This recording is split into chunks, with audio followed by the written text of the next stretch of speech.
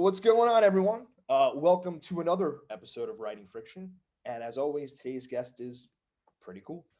Everyone say hello to Idra Nova. How you doing, Idra? I'm good, Michael. How are you? Not too bad. We were just joking. You're not in a jail cell, although it might look like that. Where are you? So these concrete walls there is just this little tiny room that I've been using during the pandemic Mhm. in the Gowanus to get writing done because of remote school and teaching remote and all of that. So yes, it is very basic, but it's quiet, and that is all that matters. And that's where you said you're writing there currently.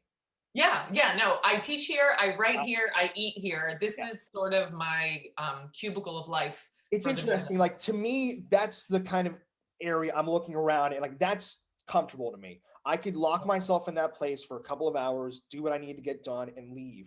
But I feel like some people, authors, other kind of creatives, like they need a window. They need to see the scenic branches outside, and they need that kind of input. I like it. I'm a stark kind of person. To me, it kind of gets things done. Are you working right now on like a specific kind of routine in your day? Do you go about writing same time, same place, or is it kind of sporadic with what's going on in your life? I think in the pandemic, it sort of depends on, how things have keep radically shifting. I mean, I live in New York, so I wasn't leaving the house at all sort of earlier in the pandemic, and now it's sort of things. The numbers in New York are really low, Mhm. so it sort of has depended on that issue of sort of the state of the COVID era in here. But yeah, I mean, I couldn't go looking for trees and so forth because I'm in next to the Gowanus Canal and nothing really lives here. I mean, the Gowanus Canal is sort of where sea life goes to die. So, Well, I guess it's die. Yeah. literally, it's a toxic mess. But I mean, I love it here. It's sort of a desolate but fascinating place. So, yeah. And again, so are you the kind of writer? Do you write every day? I feel like I'm always asked this question. It's one of my most favorite questions to ask because the answers are always different. Some authors are very like, I don't have to write every day. Some authors are like, I need to write 5 hours a day, or else I can't sleep. How do you go about your work? I wish I could do the 5 hours every day, but I Uh, think, I heard an interview with George Saunders that it was actually a podcast, I think, shortly after the pandemic began. And he was saying that when he wasn't writing, that his characters would continue speaking in his head. And then he realized that, Saunders was saying that's sort of part of his neuroprocessing, that writing was such a intrinsic to his way of processing life that whether he wrote it down or not, his brain was just doing it almost like a bioprocessing impulse. And I think I have that too. And so I definitely, the days I don't teach, I teach fiction full time at Princeton. The other days I write, the full morning. And if I don't, I do end up writing in my head, and I have to put it on my phone and save it for the next morning. Always. Yeah. So yeah, I just think it is my form of neuroprocessing is to escape into some fictional world, and having it ongoing is sort of the way that I think I get out of the confines of reality. Hmm. And it's the idea of like the physical typing on the keyboard as opposed to the ethereal idea of it just floating around, congealing in your head. So when you Yeah. do put it down on paper, it's already almost done. Yeah, I own a dog walking business. We were talking about that, and I have a lot of time to be alone in the woods by myself. And you had made mention of your phone. I mean, so many people, so many authors, everyone, the create what we're able to do with this social media stuff aside creatively is unbelievable. And I'm always kind of just jotting things down. I've been working on a book for a couple of years now, and it's able to, again, if something pops in my head, I can just do a voice memo, whatever. You say you're teaching at Princeton. Teaching fiction, does it help you write better fiction, you think? Does it muddle up the idea of fiction in your mind because you're so involved with it day to day? How do you go about being creative still while you're also teaching? I think, hearing myself talk is actually probably inhibiting because sometimes I hear myself giving advice that I can't take. And it can feel sort of hypocritical telling students how to free themselves up to go for broke and, let it rip and take a risk. And it's one thing to say it, it's another thing to wake up yourself every day and do those risks that you might encourage your students to take. So sometimes It feels aspirational what I encourage them to do. But I think what really feeds my work is hearing them, how they read what's being written, how they respond to literature, how it's different from where I am on sort of the continuum of thinking and reading. Because and so I just really learn from them and their insights and their questions. So I think I get a lot out of it. It feels symbiotic, that I hope I can give something to them, but I think I get as much back from them, and hearing the things that hit them the wrong way and the things that feel to them like an oversight, or that feel, sort of achingly true, like what rings true for them is really fascinating to hear, because it's not often the same thing that rings true for me. Most Um, definitely. I can imagine. Yeah. Yeah, I can yeah. imagine. I almost see it as like a boxing trainer. A boxing trainer who's been boxing for 20 years. Now they're in the corner. They have all this knowledge, and they still get that rush from giving it out to the people who are going to take it in. And I'd like to think, if you're teaching at Princeton, your students are serious students about their writing, and they're just equally as passionate about learning from you, I'd imagine, as you are from teaching from them. And that kind of, I guess, explains this symbiotic idea of it all. Yeah. Like, do you ever? I mean, you're not necessarily, or you're not necessarily comparing work, but is it almost a workshop at times with your students? Do you ever have that kind of environment as opposed to like just a writers group with your peers? Well, I did a really fascinating thing with a fellow writer this summer, Angie Cruz, who has an amazing novel, Dominicana. If you want to have her on the podcast, she is Do it. so eloquent Sure. and fascinating. Definitely. So Angie and I did a great thing that she came up with, where we talked about a passage in our own work that we were stuck on. So in the new novel I'm working on and the novel she's working on, and we explained it to each other, like what knot we sort of had gotten tangled into, what fears we were having or trepidations that were causing us to sort of get stuck at that knot, and how to kind of untangle it. And it was really helpful to sort of articulate for each other why we got stuck, what fears were causing us to get stuck on that scene or that moment, why we couldn't get past it. And then we would just brainstorm, but we didn't read everything that we were writing to each other. We didn't give the whole manuscript. We just said, I have been stuck on this scene for X amount of time, and I suspect this may be why. And it was almost like we were like being sort of like our own witch doctors in a way, like we were like self-diagnosing what ailed us. And it was just a really fascinating thing to do. And it was also like, in the middle of this pandemic where we're all stuck in many ways, physically, emotionally, and how is that changing the way we write? Like, I think sometimes the release of writing during this pandemic, it feels so euphoric because in so many other ways we aren't released into the world. And so that writing fiction and reading it can feel like this form of travel that has now become impossible. Well, it's funny you say that. I mean, I have a couple of things, but it's funny you say that. I've been thinking more and more, and I've been talking about it on this podcast, how with so much Netflix, every possible thing, I feel like books now are almost coming back into popular conscious, where now it's like you pick up a book and you're literally now you're in a different world now. Whereas opposed to, I feel like 10 years ago, where the art of TV was kind of coming up and people were so excited about this kind of new art form. I feel like now we're so numbed by it all, by what we see on a screen, that every time I feel like I'm a new reader now as the time goes on. It's interesting you say that, and again, with so many friggin' distractions and all that. I'm looking at like 17 different around me right now.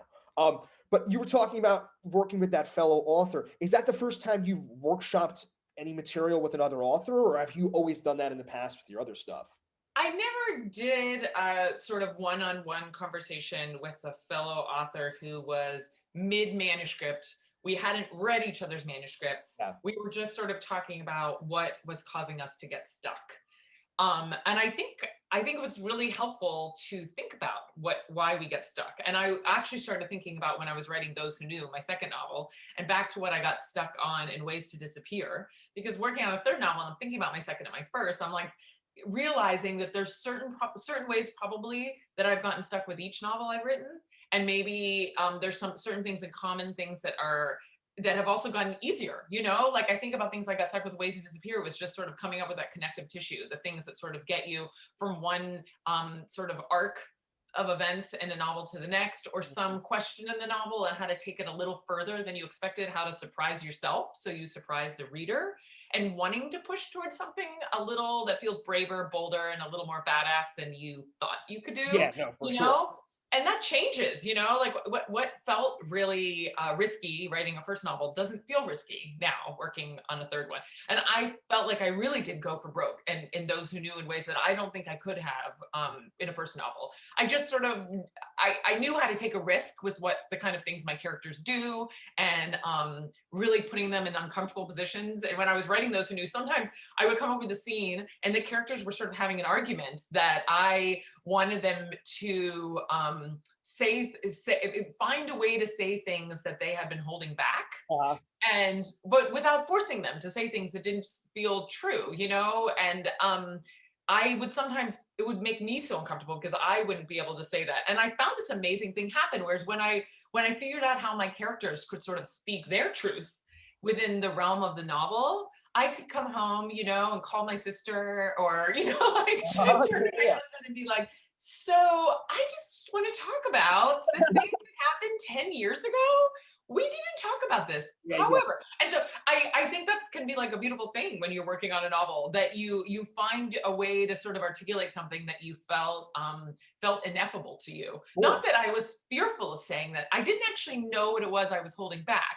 And when my characters found that ineffable thing, what was causing them to feel kind of derailed as a person, or sort of sidelined in their own life, and they could find the words for it, then I could turn to someone in my life and say, wait a minute, what are we doing to each other?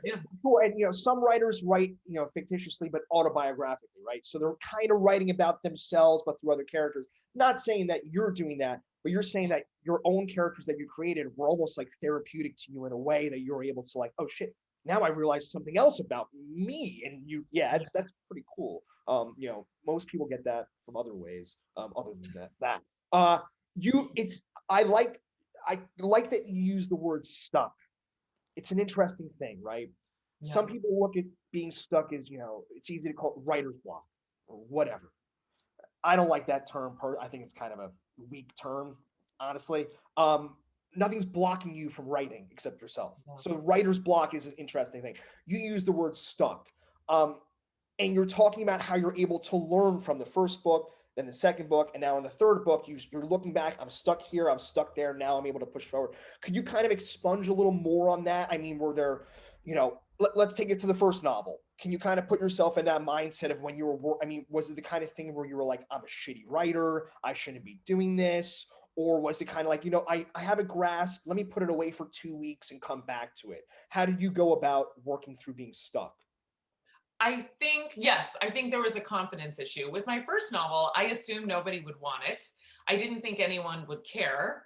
I was, enormously pregnant for working on the first draft. So I had a deadline for myself, and I think that I just assumed no one would care. So in some way, it was really freeing. So I was like, maybe some independent press would take this book. I didn't have an agent. It was actually a friend who I taught with at Princeton who said to me, I think you could go send this to an agent, and several were interested. And then my first novel went to auction. I actually didn't think any of that would happen. I didn't come into fiction. I didn't do an MFA in fiction. I never got the memo on what a novel was supposed to be. I came into it, mid 30s, and published it in my late 30s, and didn't really, I still feel like an imposter in the fiction world, which, and I don't know if maybe that's a good thing. And then I think working on a third novel and during the pandemic, I do feel kind of removed from the larger world. The literary festivals I was going to be in, the readings, like so many things have fallen away, that sometimes I do feel like I'm writing in that same void I was in with my first novel, where it just doesn't, like, what literary world would this world, I don't even know what world we're heading into for next week's election, or what world will come a year from now or two when I finish this novel. And so in some ways, I feel that it's both scary, terrifying, and also kind of freeing, because I was like, maybe I am just writing this for a couple friends. And so that, why hold back? Just do the novel that feels boldest and truest, and risk something new. And I'm just trying to stay with that. That's an interesting thing, writing, who are you writing it for? Yeah. At the end of the day, right, we, as laborious and awful of a process as writing can be, like, I like to think, we're writing for ourselves at the end of the day. But at the same time, you are writing for other people, right? So, there's audiences, I'm sure, as authors, you create a style. It's not like you're going to change your style completely, right? You're not going to Yeah, write. well, I mean, that's a good point about changing style. And I think to your original question about getting stuck, which I Yeah, sort of got off, sorry, got off track on it's that. all about. But I think that in all, Frank, both Ways to Disappear and In Those Who Knew have multiple points of view. And I really love writing multiple points of view because I think there's something inherently democratic about showing the blind spots that each character has, So in my first novel, there's, an American who thinks she's sort of, the American savior who's going to come down to Brazil and solve everybody's problems, is completely oblivious to all the ways she misunderstands her author's life, the reality of Brazil, the ways that people mistrust the police. Yes. So all of that, I was very interested.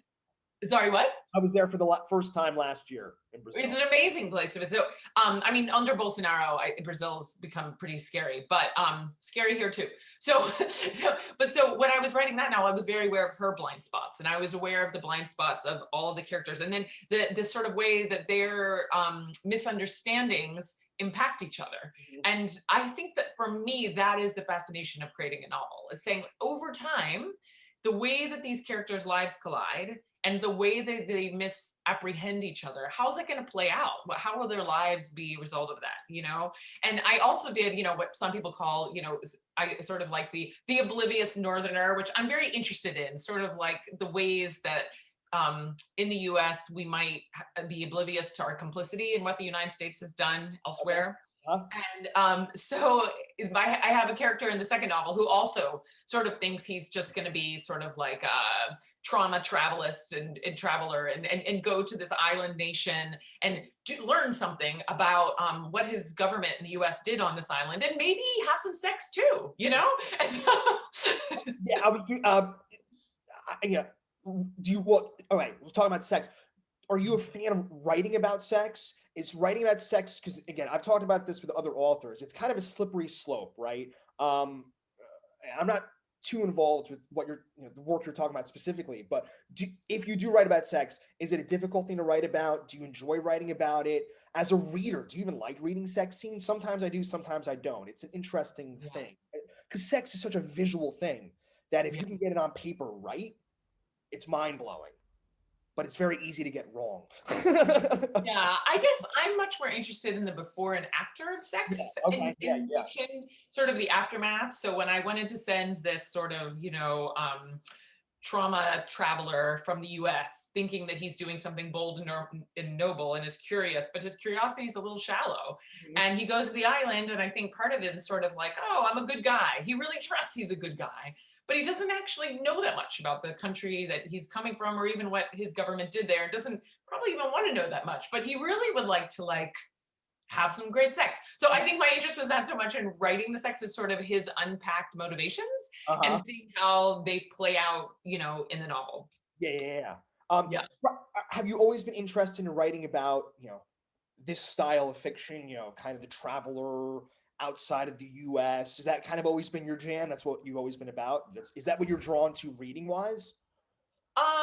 Yeah, I think I've lived abroad. I lived in Chile for a long time, and I lived in Brazil, and my husband's from Chile. So okay, so you're South America all the way. Yeah, most definitely. Yeah, so we spend part of the year with with relatives and friends in Chile every year. So I've basically seen what's happened since the end of the Pinochet dictatorship in Chile, from about 10 years after that until the present. And now they just had this monumental watershed vote there this past weekend to redo the Constitution, which was made during the Pinochet dictatorship, and it's like a neoliberal disaster. And the country voted overwhelmingly to create a new constitution. So it was really powerful to watch that and hear from friends and family who went out to vote and the lines they waited in order to vote, and seeing that happen and how different a country it is now from when I lived there. So that's very much part of my days, and I don't know if we'll be able to go because of travel restrictions, but hopefully I'll be headed to Chile in a couple weeks. So yes, I speak Spanish at home. My kids, their first language is Spanish. So that's definitely what I think about a lot, because I am that oblivious, northerner who's learning through where friends and family elsewhere, what I wasn't taught here about what the US government has done elsewhere. I stumbled into my knowledge.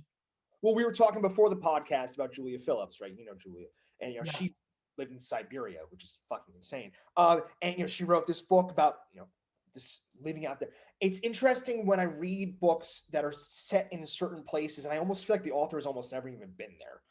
Have you ever read, what I'm talking about? Like people can't see you, you're shaking your head, and it's just yeah, it's just it's really refreshing to hear about living in other countries. People don't talk about that. The idea of, the doer good traveler. I've traveled around the world, and listen, I'm a straight white male. I'm public enemy number one, right? So I go to another country, and people automatically assume I'm the guy you're talking about, right? Like I'm the guy who's like, I want to learn the local knowledge, but really I don't understand. We bombed them 30.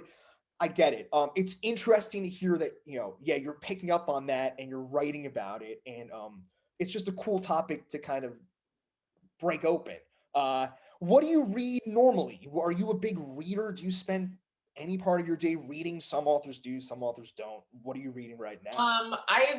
I think, yeah, so yes, I mean, it's funny. I think because I sort of read a lot of newspapers in Spanish and think of in Portuguese, and my days are very much, although they're here, I'm constantly talking and in conversation with people who are living other realities. So Yeah, yeah. I'm aware in some ways of how different my life was from when I would first went to other countries. And so, yeah, I sort of think you end up writing the novels you can't find, the novels that you sort of like ache to read and can't find. So I think that's why I was interested in I mean, there is the classical expat literature, right? We think of the United States. You got like Henry James is the American. You've got Paul Bowles. You've got things, and they're very much like a white gaze on that, which of course I have too, right? But I'm hoping that somewhere in the continuum of writing novels in English from this country about who we are when we leave it and how we behave, that there's new questions for us to ask. And I'm sure after this pandemic, those questions will completely be scrambled, once again. As for reading, yeah, I read a lot in other languages. Last year, I was a chair for the National Book Award, has an International Literature Prize. So most of last year, I was reading works and translations from the entire planet. Uh-huh. Basically, every book in translation that had come out in the United States. Definitely. Which was like getting to do like a literary world tour. I loved it. It was great. And you can even go, people on the podcast can't see, but all these books that have now come, my office is still full because we divided up who was going to read each book. So each book would have two readers, but some of them I didn't get to read because I wasn't assigned to them, but they look so fantastic that I kept them. So I'm still reading a lot of books. And what I really love is reading these books that are set with sort of aesthetic ideas that I think are very different than commercial or conventional literature in the US. Because I think I love thinking that how are writers in other languages Sure. writing in this new century, right? What are they doing? Yeah, creatives all over the world. I'm huge. I love painters, and it's amazing to watch how artists in other countries even just use different colors. Yeah, so what you're talking about makes complete sense. Do you do you prefer reading in another language as opposed to reading it in English? I can, I speak a little bit of Spanish, but I can't read a novel in Spanish. Is reading a novel in another language almost like a totally different experience, or are you finding that it's similar to the English language and how we normally process stuff? Well, I mostly read English, and certainly during this pandemic, when I think we're all having a hard time focusing, it's you just to read it all is really hard. So much effort to read a novel in another language. Oh yeah, I mean, I mostly read in translation unless but I can't even really get books in Spanish and Portuguese right now because like you can't get anything from anywhere else during the pandemic. But last year I published a book that I co-translated from Persian with a friend who is Iranian, and so we co-translated a book of poems of this poet Garous Abdolmalikian who lives in Tehran, and he does parables. And one of the reasons I ended up working, because I don't speak Persian, I don't know anything about Persian literature, but I learned through the book, and those who knew is a parable. So I was writing a parable about this invented island, which in many ways was kind of an amalgam of places where I lived. It had, a dash of Chile, a dash of Brazil, a little Cuba, some Puerto Rico. It was like every country I had spent time in or had read about or had, where the US had altered its history. And I wanted to sort of look at those patterns of how our interventions had changed these countries and the lives of artists there. And so I worked on these parable poems that were written about Iran from an Iranian poet living in Tehran, and how his parable and how the things that he was writing in these parable were sort of timeless, right? They didn't refer to anything in his lived reality in Iran, and yet they were of that. And so I learned so much working on those translations about sort of the tone and the mood of a parable, and how when I was writing Those Who Knew, I was like, it's an island. I need to know the history of the island. I need to know who the president is. I need to know how the US was involved in dictatorship. But I made up the whole history because I was sort of pooling on all these different countries who had dictatorships that the US had played a hand in. So it was really fascinating, because we've intervened in Iran, in egregious ways. And so in a way, his parable and the country he's writing about has been shaped by US interventions as well. So I learned a lot. And so I ended up, from what I was translating these parables, I ended up writing this novel as a parable. We don't have a lot of parables in the US, It's not a big literary tradition here. We have Margaret Atwood's Handmaid's Tale, which is a parable, and in the Handmaid's Tale, Margaret Atwood said that she pulled on experiences and things she had read while living behind the Iron Curtain. And so that everything that happens in the Handmaid's Tale happens somewhere behind the Iron Curtain. And all the, acts and rules of Gilead inside Handmaid's Tale have occurred somewhere. And she just assembled a world out of them. I read that after writing Those Who Knew, but I was like, Margaret, yes, I hear you. A new book that came out, I finished it recently. Are you a fan of Colin McCann? Do you know, he Let the Great World Spin was a book. He wrote a new book called, I'm gonna mispronounce the name, A Paragon. I think it's called A Paragon. Takes place between one Israeli, one Palestinian, and they're kind of the story that they interlink. But reading about a book about another world far off, totally different than the everyday life Americans lead. It's refreshing. It's inspirational at times, even for my own writing. To kind of get out of like the doldrum of just talking about a city street in San Francisco. It's kind of cool, refreshing to kind of literally take yourself out of America and then kind of put yourself back in with a new set of eyes. I find it refreshing. It's really rejuvenating. It also gives you a sense of relativity, and gratefulness, and things like that. And yeah, we can go. That's a whole nother rabbit hole. But that's pretty cool. My timer's telling me I gotta go to work. This has been a blast. Can you tell some people, what are you doing right now? Obviously, there's no like events or anything going on.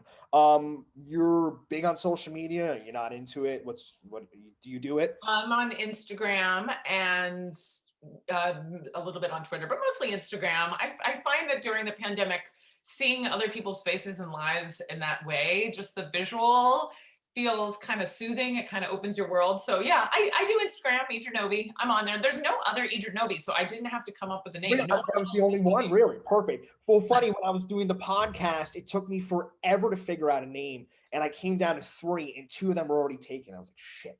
And in order to get this, I had to put the R in parentheses, so in order to like make it work. But yeah, that's just what it is. Idra, this was a blast. Thanks so much for coming on and talking to us. Thanks so much for having me on the show. Yeah, most definitely. Enjoy the rest of your day. Enjoy New York City, and we're gonna enjoy San Francisco. Have a great day. Bye-bye. Later.